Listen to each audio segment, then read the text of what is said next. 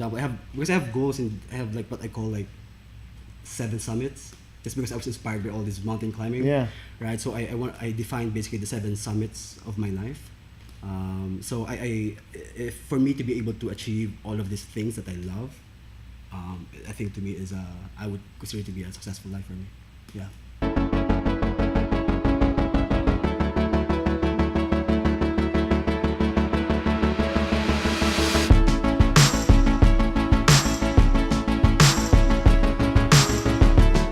Good morning, everyone. This is Jarrett Basson with Mark McCain, and you are listening to Triumph Every Day, where we discuss the journeys that shape the lives of our guests and how it brought them to where they are today. We have Dave Rescober. I say that right. I said it right that time? Yeah, that's correct. Good, Yes. good.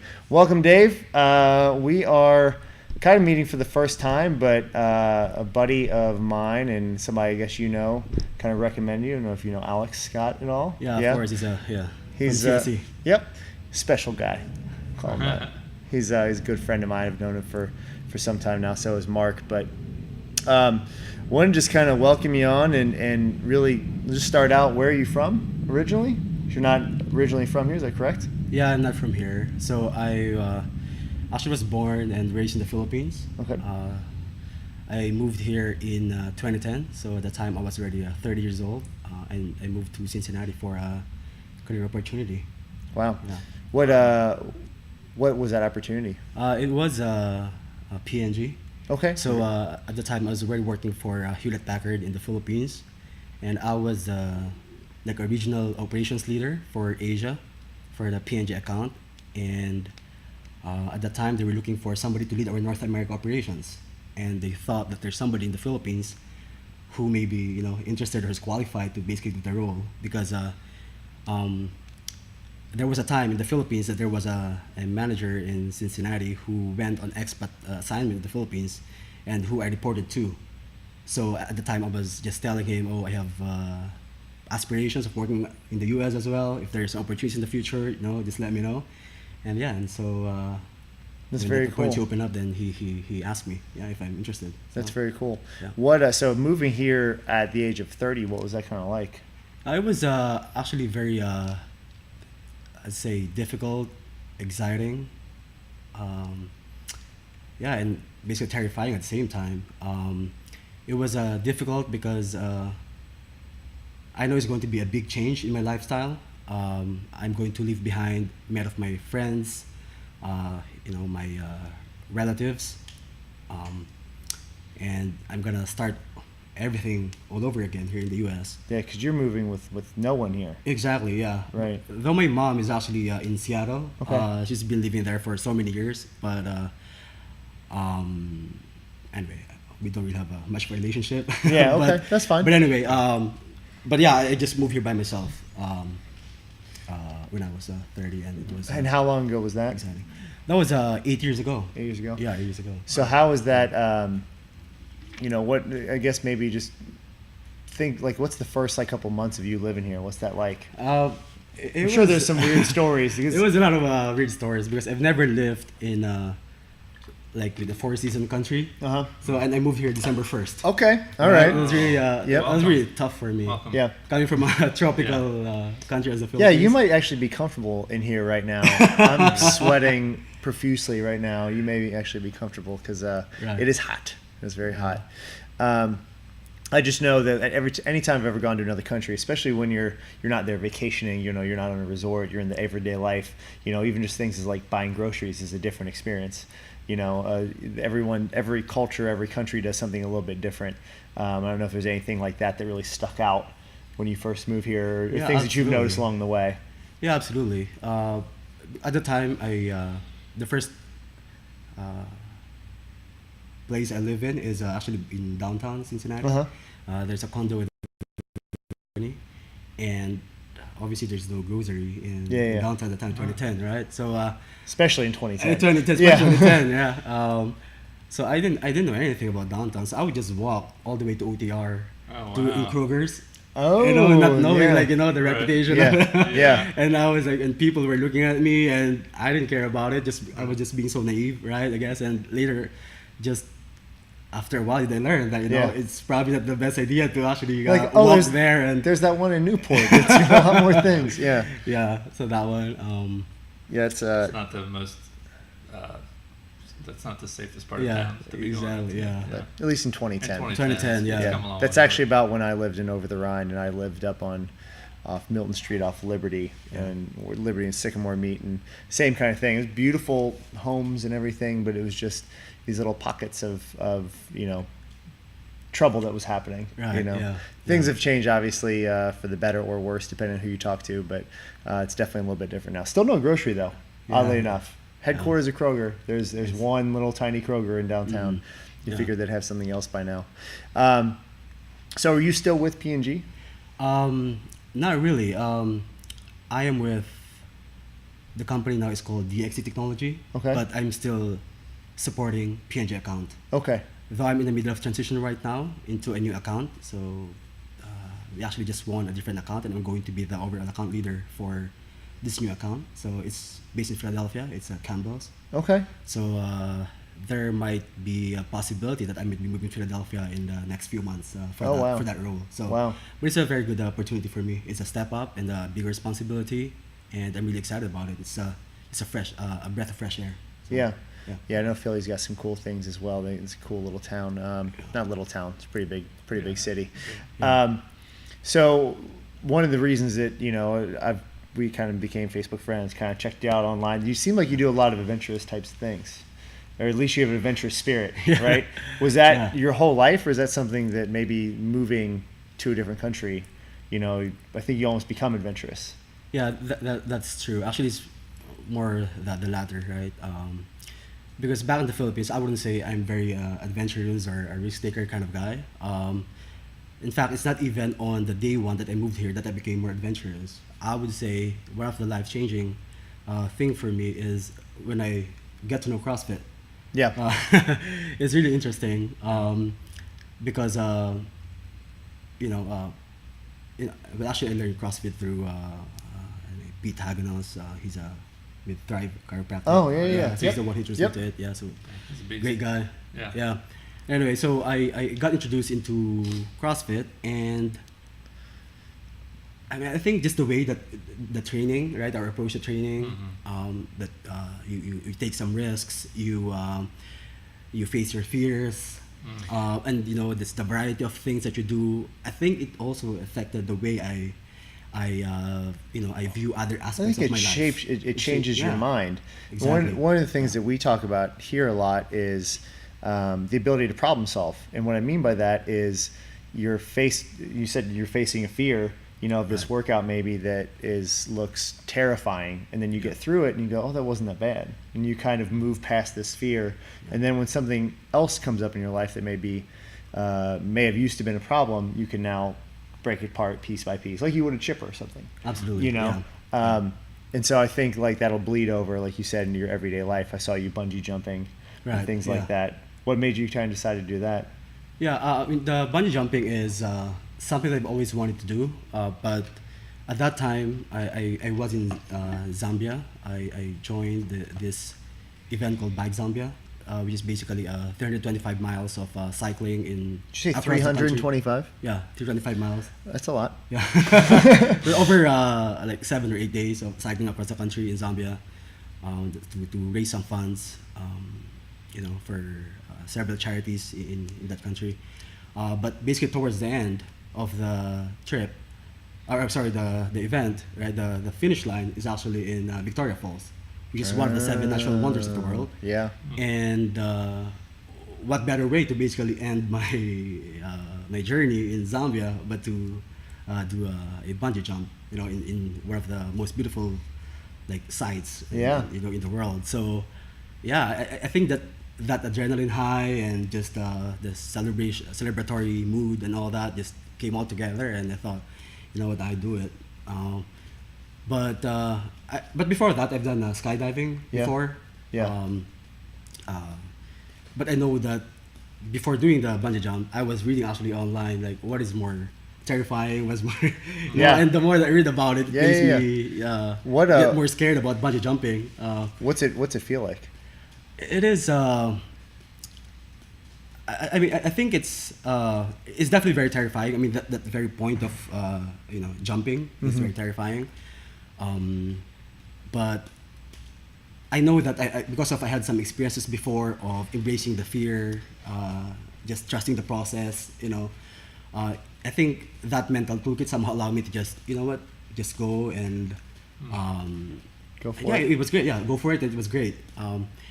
The only worst part about it is really because I also get easily like motion sickness. Oh yeah. Yeah, so that's the only problem that I have. Just all the spinning and the Yeah, because rotation, you Yeah. kind of hit the bottom, you dangle Yeah, down you just there, dangle, and just yeah. spin around. exactly, yeah. Yeah. And you don't get to actually enjoy the view as much because you're almost like disoriented. Yeah. You're upside down and tumbling Yeah. everywhere. But the and- videos are cool, so that's. Yeah, exactly. Yeah. So you're introduced to CrossFit. When was that? Kind of in your journey here. About how many years in? So I started around I would say around 2013, so at least 5 years now. Yeah. Okay. Yeah. And I started first the class, and then I moved into like the competitive or the sports track, and then I would say in the past 4 years, or no, maybe 3 years now, I'm in the individual programming with Steve. Okay. Yeah. And you've always been a Cincinnati strength. I've always been Yeah. Cincinnati Strength. Yeah. And we both know Steve. We actually did podcasts with Steven, and really admire his knowledge base and just the way he does things. I think is just a little bit different than everyone else, and that's one of the things that we both admire about him. What is your you said you started in like the whiteboard class, then moved to a Right. competitive type thing. Now you do some. What was that? What's been that process for you? So why move from one to the next? Yeah, I mean, I'm the kind of guy I would say that is like to keep on challenging myself. I like to continuously improve. I'm also very competitive, at least with myself. So Yeah.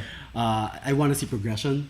And at that time when I was in the class, I was seeing the sports or the competitive guys are doing much more, I'd say, more difficult or even more volumes, more complex movements, more advanced movements, and I want to be able to get there. And I also want to be able to compete, at least do some local competitions. I mean, not compared to you guys, are much bigger guys than me, but you're probably.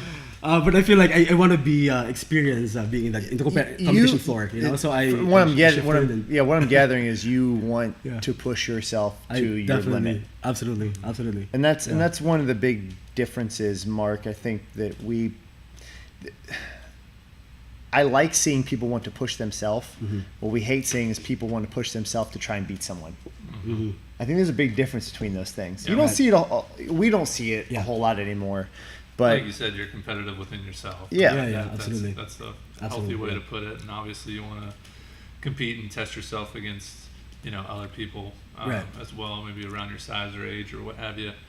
Within CrossFit with the different masters levels and what have you. But is that something that's always like started at an early age? Were you athletic as a kid growing up in the Philippines? No, I wouldn't say I'm not athletic, but I'm very competitive in other areas of my life. competitive, Like I've always been a student leader, like community leader and student leader. And I'm always the top of the class. I'm class valedictorian and all that. So I you're leading from the front. yeah, pretty Yeah. much. I'm always been like that. My very nature. So I think it just spills over into, I'm able to translate into, say, when you go into more athletic endeavor. Yeah. Yeah, even though you Yeah. may not be the most genetically inclined, Right. For a lot of people, the hard work put in and the way you go about your training and the way you kind of think about each movement can actually be beneficial to someone who's got the genetic talent, Right, maybe. yeah, yeah. Well, it's I mean, it's just the cliche, right? It's 99% mental. Absolutely, And it seems yeah. like you're a mentally, obviously sharp guy that you already know what the end result should look like.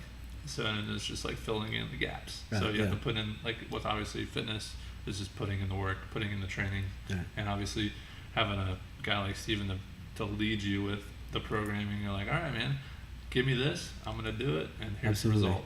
So it's really cool, and I feel like you probably do that at P&G and in your roles with your Yeah. career, and now you're getting to this maybe point with your Cincinnati tenure of like, all right, I've kind of filled this need, and Yeah, now it's yeah. on to the next thing. So that's cool. Absolutely, yeah. That's good. And with like what you said, the 99% mental, I totally agree with that. I mean, when I did the bike Zambia, I'm not even a real cyclist, right? But I know that I have the, like, after doing the training in Cincinnati Strength, and I know how that I have the basic fitness to be able to And being go able through the challenge, to right? use your fitness. Exactly, be able to use Yeah. my fitness. But when you get there, it's really beyond the physical fitness. Of course, there's also the aspect of skills, right? But also the aspect of, like, it's very mental more than anything. If you at some point you just want to give up because it's just how challenging the course is, Yep. and you just under the sun like the whole day. But I just keep on, like, again, mentally just trying to overcome it, and acknowledge it's going to be very difficult. But then just the challenge is how am I gonna respond in this difficult situation, right? And I always like, again, like, trying to overcome my fears and Yeah. I think that's so important, and that's basically how we're kind of defined. Like as human beings, just like I have a challenge put in front of me, like, what's my response? Because I mean, you could quit. Absolutely, that could be how you respond. Exactly, yeah. But there's so many people out there. I'm under the belief within these workouts where obviously we're in an intense state. We're in basically an oven in here working out. Some days with this pole barn, you build an inventory of wins. In your corner, like, man, just coming in here is a win. Like, just doing my best is a win. Doesn't matter if I'm first, in this particular day with this particular lift or this particular workout.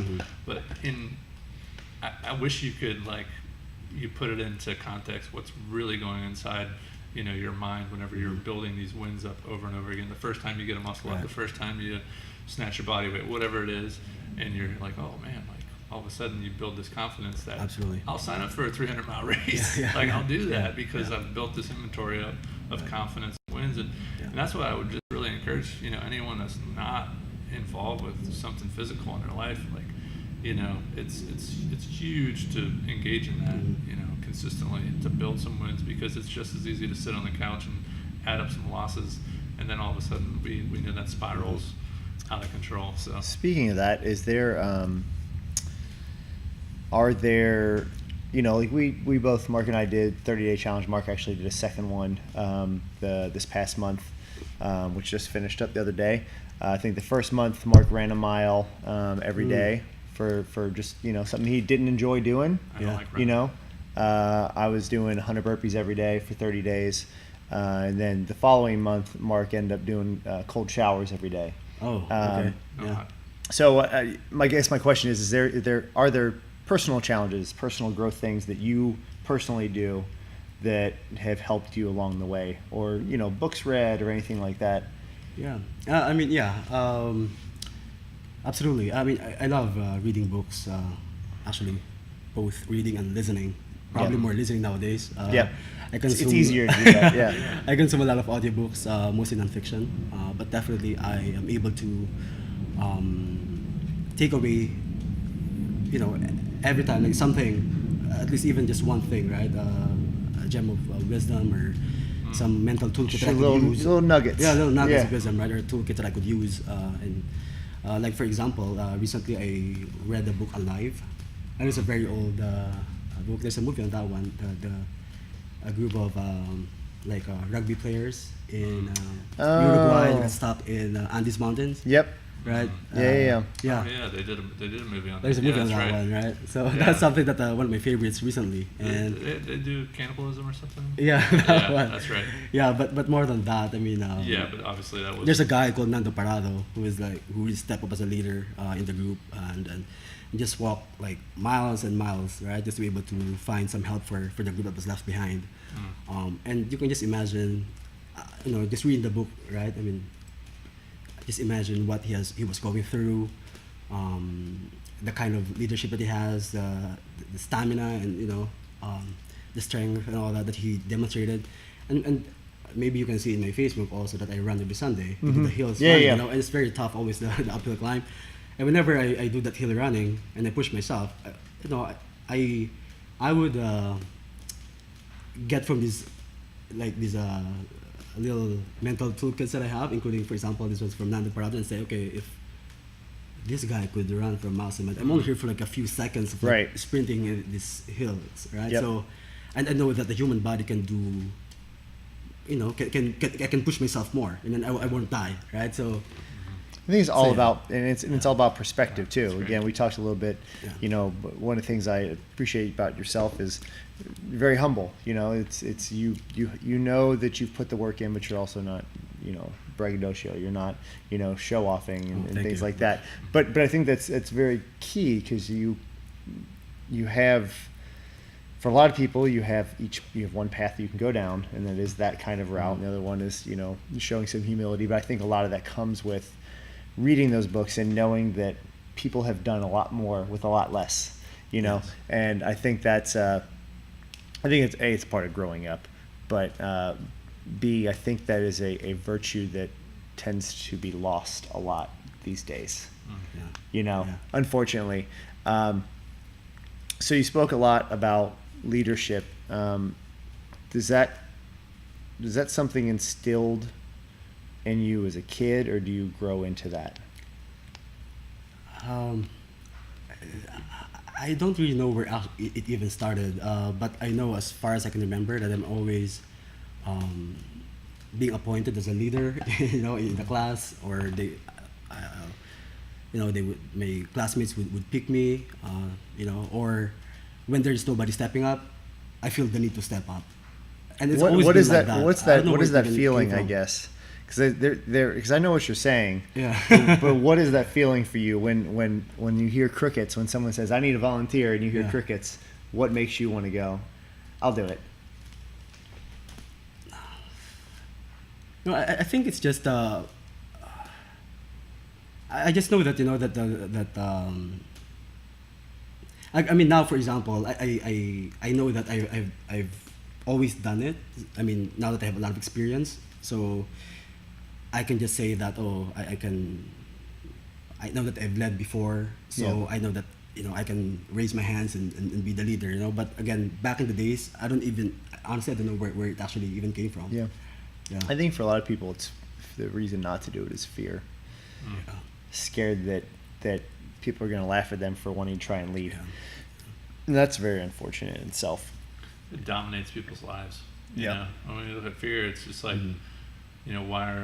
there's literally human beings that are 600 pounds. It's like, how do you think they got that way? It's like they're scared to leave their house, or scared to, whatever it is. But it just dominates people's lives. So going back to that inventory that you build up, it's like, whether you realize it or not, like at a young age, all of a sudden you're building this leadership, like character, and having integrity, and sharing these experiences.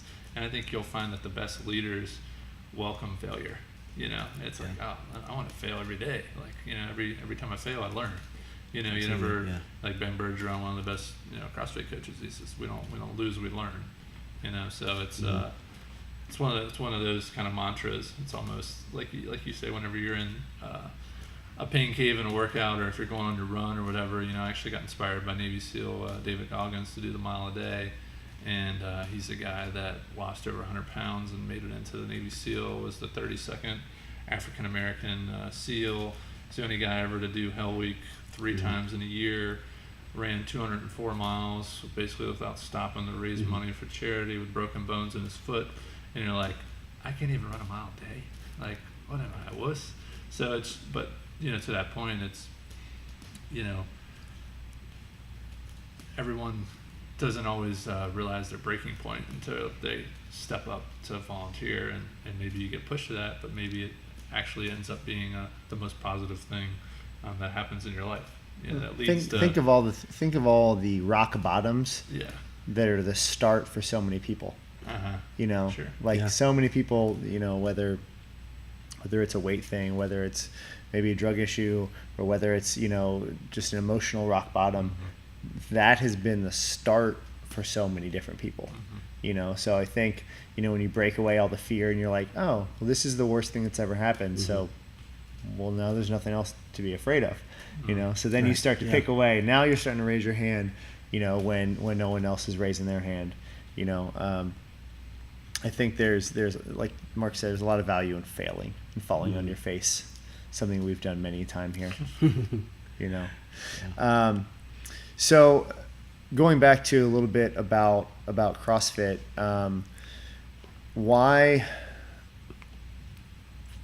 how much have you found, the biking and running being supplemented by CrossFit? Have you found that, like, can you go on a 6-mile run and not bother you anymore because of the base you've had? You mean how? As far as like cycling- your physical fitness, like Right. how's your like? So for me, like I found growing up playing soccer, Mhm. going back after doing CrossFit for so many years, I found I was faster Right. at the age of 29 and 30 than I was when I played it at 18. Mhm. Yeah. I don't know if you saw a difference between, Yeah. like, wow, I feel really good on these runs, even though we don't run a lot. Yeah, absolutely. The thing is that I don't have a lot of point of comparison because, as I was saying, even when before I moved here in the U.S., I'm an adult and I was a working professional in the Philippines. I haven't been very athletic, right? Yeah. So, but I could say though that the past 4 or 5 years I've been the fittest stage of my life. Sure. Right, and perhaps this year is I'm in the best shape of my life so far. That's great. But And most people think, Yeah. you get past 30 and you're on a decline. yeah, And yeah. it's not necessarily true. Absolutely, yeah. What, have you changed your nutrition at all since, like, were you always a pretty good eater, or everyone has their weaknesses? Yeah. What's your nutrition look like since starting CrossFit? Has it changed? Yeah. Actually, when I started the CrossFit at the time, I got trapped also in that mistake of you could eat anything, Yeah. right? And I think you probably heard people also having the same experience. So I was there. Actually, I started CrossFit. I was probably around 145 pounds, and then I grew up to like 185 pounds at some point. So Oh, I wow. grew bigger, and because I just want to lift bigger weights, Yeah. to keep on pushing myself to be able to increase get PRs and whatnot. And like what they say, weight moves weight, right? Yeah. So I was Ass moves mass. so I was in that mindset for a while, but I feel like I thought that at some point that I'll just achieve also my ideal physique, just doing that, and obviously it's not happening, right? So I realized that especially now that I'm getting older, I want to change my goal a little bit, right? I want to work on my physique this time around, but at the same time, of course, to make sure that my performance doesn't degrade as well, Sure. right? So actually, like I started about 4 months ago. I changed my nutrition. Sweet. So I do now like the macro counting. That's my Sure. nutrition right now. So I measure and weigh everything. So right now I'm 140 pounds already. So I lost 21 pounds since April. Wow. Wow. And yeah, I also lost some strength, obviously, but Sure. But I feel like I'm gaining it back. And I mean, Steve, I'm really working very closely with Steve to make sure that Sure. it's I don't lose it completely, right? So and I feel like recently, now that I'm settling at this weight, I feel like my strength is stabilizing again, and I'm sure we'll do some cycling up and down to bulk up and and cut again. Right. Yeah, so the whole process. Yeah. I think for a lot of people Yeah. too, there are a lot of different ways you can go with nutrition, and you can go a very general route and have great results, but to have impeccable results, you really do have to weigh and measure food. That's what I learned. You Yeah. really do. That's what I And there's know. nothing It's wrong crazy. with going a general route. There really isn't. Yeah. But it's just like anything else. Like if you Yeah. want that extra PR, it's going to take that much extra work. Right. If you want this certain physique, it's going to take that much extra work. Yeah.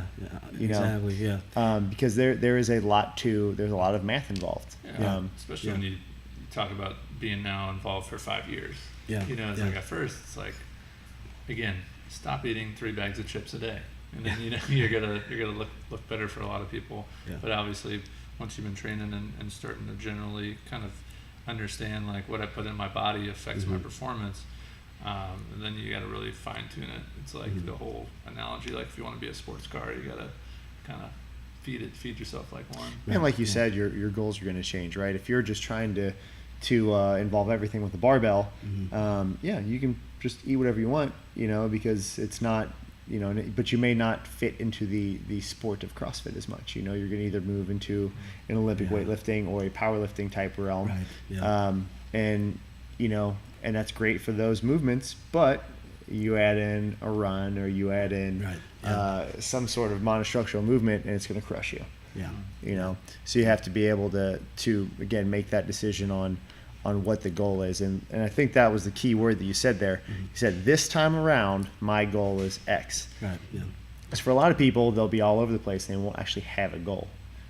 So you have even if a physique goal, there's nothing wrong with a little vanity in the world, right? You've been doing this long enough, it's not, especially after they changed the whole CrossFit Games thing. Right.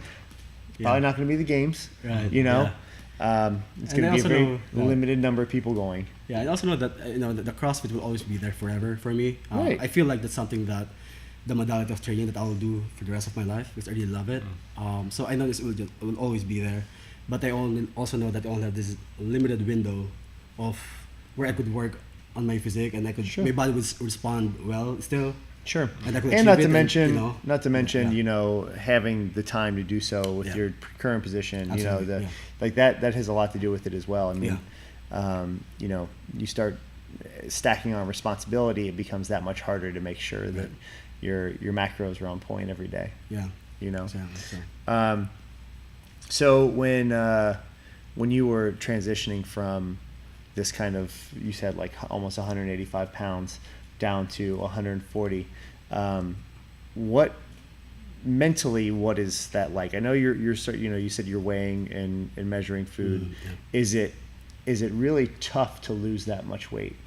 It is. It's very tough. The reason I ask that is for people who may be listening where, I want to lose weight. What does that take? So maybe just dive in a little bit for someone who may want to go down that route, what that looked like for you. Yeah, it is absolutely very tough.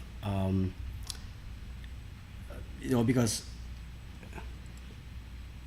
in the process, right? You lose some strength, and so going into it, knowing that there's going to be some performance changes, I think is going to be key, right? Yeah. Because for a lot of people, the lean gain, or was it lean gains? That's like it's not a real thing, right? If you want to increase a lot of strength, you probably need to put on some weight.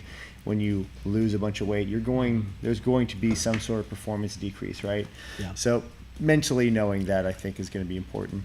What about just kind of preparing yourself for those cravings that you're definitely going to have when I got to eat, X amount of cups of broccoli and you don't want to? How do you kind of get around that?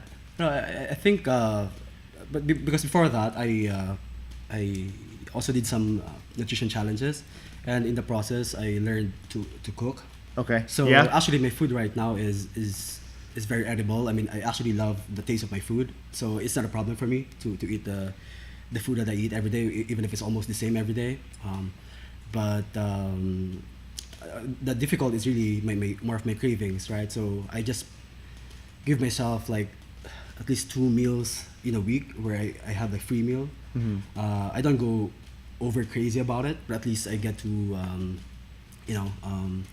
at least have the taste of my cravings, and it's cinnamon rolls and really or a donut, for example. Those are the two things that I just crave, but I heard it's pretty much okay or consistent the rest of the week. So I heard a good way to kind of look at it, and it's not necessarily having a cheat meal, but just have that one cheat item. Like have your one donut and be okay with it. And, don't use that as a jump off point to go on a blowout binge.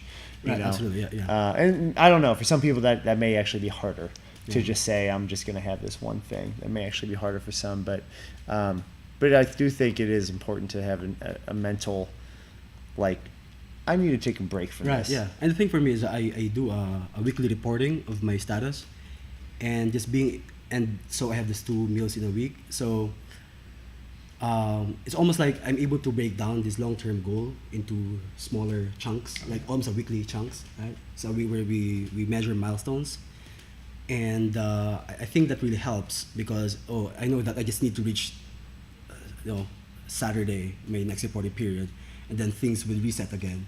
So Yeah. it makes it more digestible, right? The whole thing.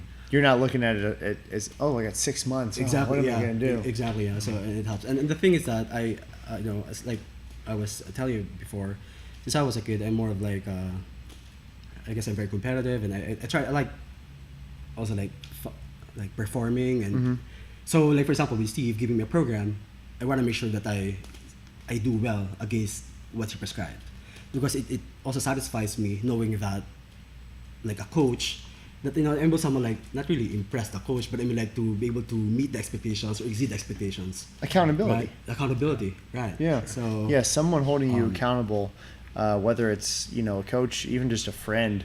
That's one of the things we always tell people is like get your workout buddy. Yeah. Make sure they're coming the same class as you are, or if nothing else, just make sure they're getting there 3 or 4 days a week when maybe you're out of town or something like that. But it's so huge to have someone there that's relying on you to do whatever you say you're going to do. Right. Yeah. I think like we talked about, it's like, are you the type of person that does what you say you're going to do, or are you not? It's really that simple. Like if Mark was going to say he's going to take a cold shower every day and, he just told everyone he did it, no one's going to know, but he'll know. I will. Yeah. And it becomes one of those things like, am I it's the question you have to ask yourself, am I the type of person that does what I say I'm going to do? And when you can, I think the real shift happens when you can start to hold yourself accountable for a lot of that stuff. I think that's what scares people from setting goals sometimes, is it's like everyone knows like I need a goal, whether it's with finances or relationship or gym or whatever, and it's like I know I should probably spend 15 minutes a day minimally and like really think about like what do I want, like what's my version of happiness or whatever I want out of life. And how do I want my body to look? How do I want my language to sound, or my title, or whatever you're after, whatever provides fulfillment. And I think, like you said it very, very well, with having these milestones to check in. Because if I'm sitting here and I'm 400 pounds and a healthy body weight's for me 200, and I look and I say, man, I got to lose 200 pounds. Yeah. Or if I say, man, I just got to lose half a pound every week. Yeah. For X amount of, and not even like go beyond that. Just I have to lose half a pound. What's more manageable?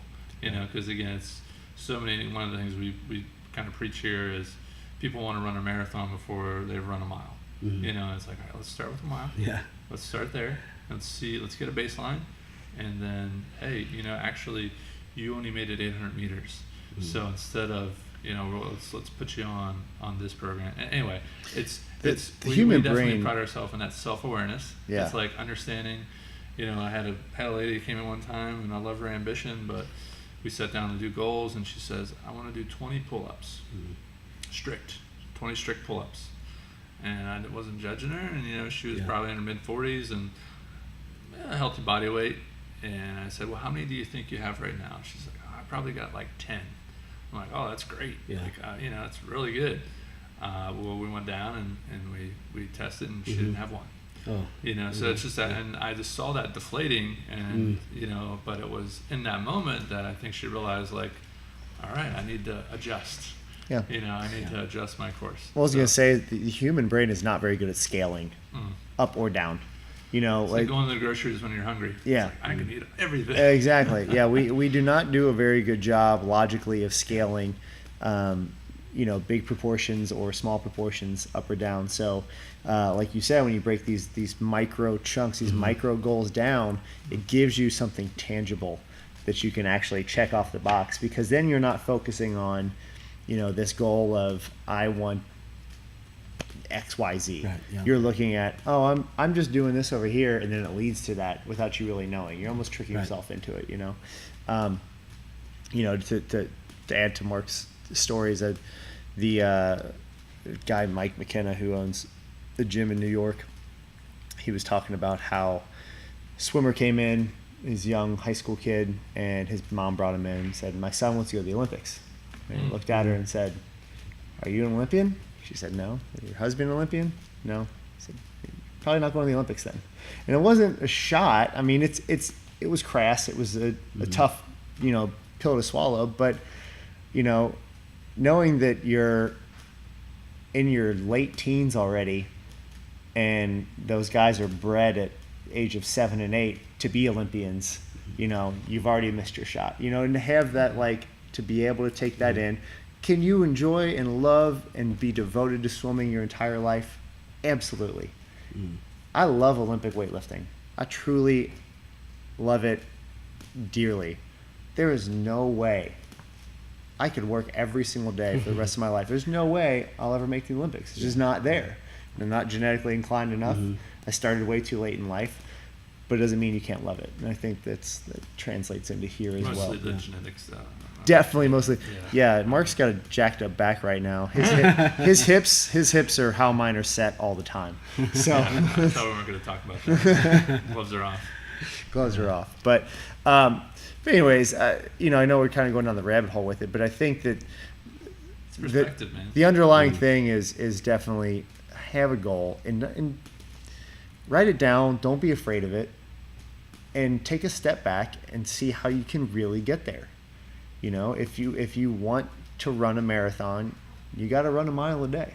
Yeah. And then go from there. If you want to end up at 4% body fat, you're gonna have to make some sacrifices, man.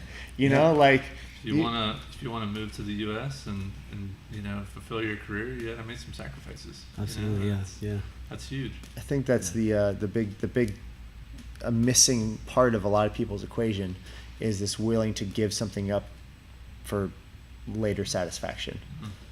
This whole country is set on, I'll get on a soapbox right now, but the whole country is set up on an instant gratification thing. Oh man, it's why people sad. are quitting Sounds their jobs. epidemic. It is. It is, man. I mean, it's like you get a whole bunch of people who just expect a lot of things to be handed them, and then criticize people who work their butts off. I don't think it's a coincidence that CrossFit or just this kind of whatever label you want to put it on. We'll say CrossFit, just style of training attracts people that are very successful in their personal life. People don't come in here that are losers or that are, man, I can't catch a break. We don't get a lot of those people. Yeah. We get a lot of people that go out and make shit happen. Yeah. And they come in here and they work their butts off, and they need some perspective around, hey, you're actually not 18 years old anymore. You got to be careful with this, that, or the other thing whenever we're at the gym. I bench 405 in high school. Yeah, and that's where we come in, and we got to put the bumpers on the lanes or whatever you want to say, and for some people, and just guide people through fitness. But kind of like you were saying, to hold them accountable, like Steven's doing to you, and hopefully we have that impression on them to where you're like, you know what, I want to make Steven proud with my numbers, and man, I think your story is awesome, dude. I think it's really cool, and I'm excited to see Thank you, I appreciate it. where you go next, man. I know it's success. Yeah. Thank you. I think anybody who can pack up their life and uproot it and move somewhere else, and I'll say essentially start over and establish not only establish himself but really thrive. I think, not to say you weren't thriving when you were in the Philippines, but I think, like you said, the day you step foot here, you're like, oh, I have to be adventurous. Right. I'm going to walk down the street and go explore this place because it's foreign to me. So anyways, you said possibly moving to Philly and things like, what's next for you? You said that my goal right now is very physique oriented. Do you have something past that? Do you have a goal, maybe career wise, maybe athletic wise? Right. Yeah. Anything in the horizon? So right now I shortlisted my goals right now that I want to focus on. So again, that was a physique. Actually haven't told Steve this yet. It's probably the first time he will learn about it if he watches this. But I really want to just experience once in my life to do a show, like a physique show next year. There you go. Cool.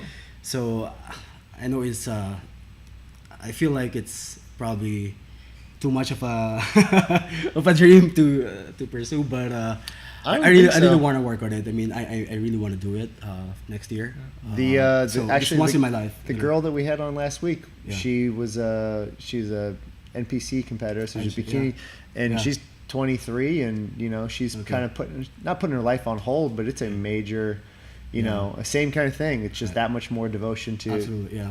And I think it kind of matches with my career aspirations right now, because as I told you, I just got recently promoted and taking on a big responsibility, and it means that I also would want to stay put as much as possible and focus on it. So it means that I'd probably limit my my adventure or travel outside the country for pleasure or whatnot.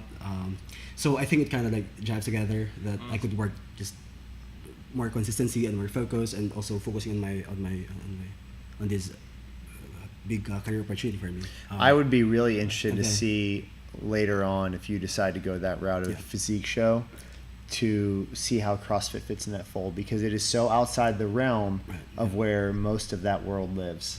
I would be really, really interested to see how that works out. I think that'd be super cool. Yeah, because I still want to use CrossFit as I say the mode for me to achieve the physique that hopefully that is ready for the show. Right? But beyond it, I'd say from an athletic person standpoint, I want to be able to also I know it's crazy, but I want to do an Ironman in the future. Oh, yeah. I've done a triathlon before, but it's not a real triathlon, I would say. So I want to be able to do like a full length triathlon. So, and I know I need to work on my swimming. I mean, that's also the reason why I did the bike Zambia, because I know it will force me to work on my cycling, and actually I came out a better cyclist already than before coming in. Yeah. So I think my cycling at least is there. My running is I keep on working on it, but the swimming is what I need to work on, and then hopefully at some point in the future be able to do a full Ironman. So everyone I've talked to who's ever done either, I know a couple people who've done half Ironman, and they just said open water swimming is just one of the craziest. Because they're talking about how the people behind you, if they want to get in front of you, they'll pull your ankles and pull you back to get themselves forward, and it's like people are trying to drown you while you're trying to swim. It's crazy. But that's an incredible goal, and I have no doubt that you'll definitely achieve it. For anyone who bikes 325 miles in 7 days through one of the hotter countries we have, that's pretty awesome to see. I'm definitely looking forward to seeing you achieve that one. One thing we always like to ask as we kind of wrap everything up is just a very, very simple question, and that is just, what is your definition of success? Wow, that's a pretty deep question. Yeah. Okay, I would say success for me is really being happy and satisfied, right? Just really enjoying, just being able to do what I love doing, and I think right now, hopefully, I feel like I'm on the track right now, because even from a career standpoint, I love leadership, I love managing an organization, and that's what I'm doing right now. So, just being able to do that and continue to pursue that track, that I could continuously go to the next level, and be a successful IT executive. And then, on the other hand, like fitness also is very much central to my life. So just being able to achieve these different goals that I set to myself along the way, and just enjoying and just having fun in the process. I think that for me is success for me. Yeah, and like also in the travel, for example, because I have goals, and I have like what I call like 7 summits. Just because I was inspired by all this mountain climbing, right? So I defined basically the 7 summits of my life. So if for me to be able to achieve all of these things that I love, I think to me I would consider it to be a successful life for me. Yeah. Wow. Yeah. That's great, man. I just want to point out that not one person, when all the times we've asked that question, no one's ever been like $100,000 a year. Yeah. Not one person has ever said anything about money. It has always something to do with aspiring to achieve some happiness and some balance in your life. So, and that is exactly where you were coming from. So, can't thank you enough for coming on today, man. Oh, thank you very much for having me. Pleasure. Yeah. Thank you. And best of luck in the adventures coming toward you in the future. So, thank you all for listening to Triumph Every Day. Make sure you subscribe on YouTube, iTunes, and everywhere your favorite podcasts are found. You can find us on TriumphStrength.net, on Instagram at TriumphStrength, and Facebook at Facebook.com/TriumphStrength. Thanks again, guys. We'll see you next week.